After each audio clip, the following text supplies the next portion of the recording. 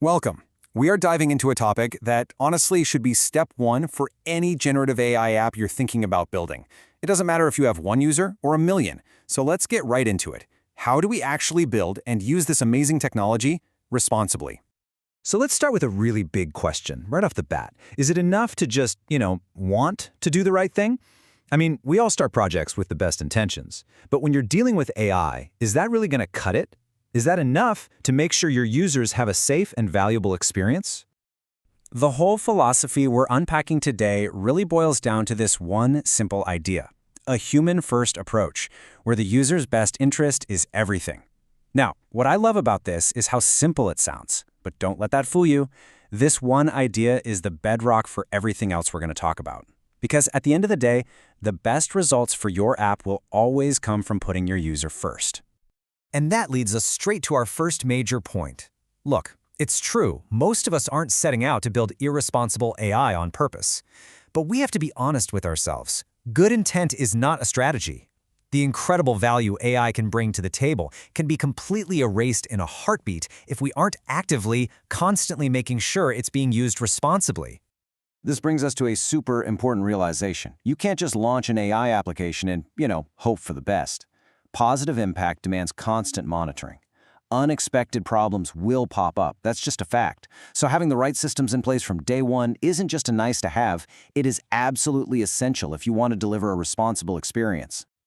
So what are we actually trying to protect against? Let's make this concrete and break down the three main types of harm that can come out of generative AI applications. Okay, first up, the one you've definitely heard about: ungrounded outputs. We call them hallucinations or fabrications. Basically, this is when the AI just makes stuff up. And yeah, sometimes it's just funny or nonsensical, but it can get genuinely harmful, spitting out serious factual errors that could cause real problems. The next category? Well, it's a lot less funny. We're talking about the generation of explicitly harmful content.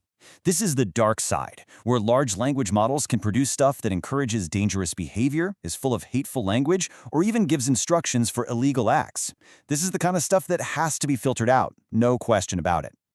And the third big one is a lack of fairness. Ideally, our AI systems should be free from bias and discrimination.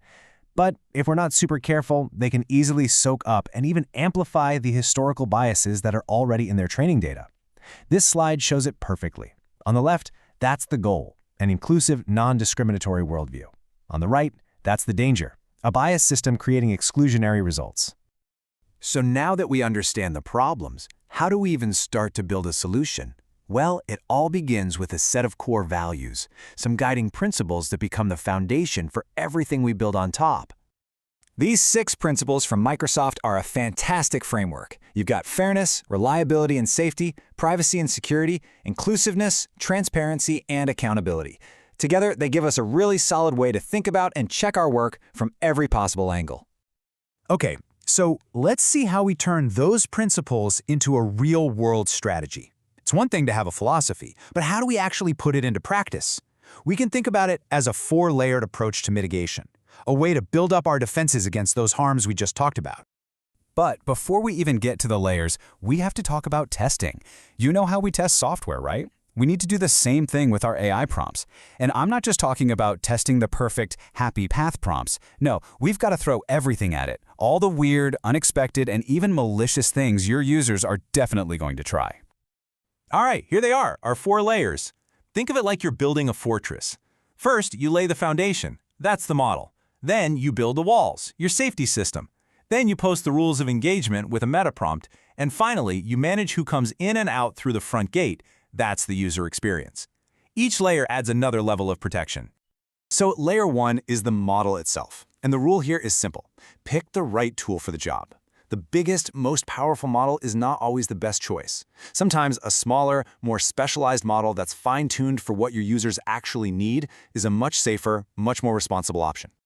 Layer 2 is your safety system. This is your active defense, your security guard. It means using tools like content filters that scan both what the user types in and what the model spits out, looking for anything harmful. It also means setting up metrics and constantly monitoring to see how your model is really doing out in the wild. Next up, layer 3, the meta prompt. This is basically where you give the model its rulebook and its personality. You define how it's supposed to act and talk to users. And, super importantly, this is also where you can ground the model in trusted data to reduce those hallucinations. Think of it like giving the AI an open book test where the book only has correct information. And finally, we have layer 4, which you could argue is the most important of all, the user experience. This is all about being upfront and transparent. Let people know they're talking to an AI. You can also build in smart design choices that guide user input or validate the output, all to create an experience that's responsible and predictable. Now, all of this sounds great in theory, but the big question is, how do you actually do it? Well, the good news is you are not starting from scratch. There are some really powerful tools out there designed to help you put all of this into practice. Let's just run through a few quick examples. A tool like Azure AI Content Safety is perfect for that second layer, your safety system. It's actively scanning for harmful stuff. Then you've got the Responsible AI dashboard, which helps you keep an eye on performance and fairness. And Prompt Flow is amazing for digging into the quality of your responses, checking things like groundedness and relevance. These tools make the whole idea of responsible AI actually achievable. And that brings us right back to where we started. We've talked about the potential harms, the guiding principles, the layers of defense, and even the tools to get it done. So I want to leave you with this one final question to think about. As we all become creators and users in this new AI-driven world, what do you think is our single most important responsibility?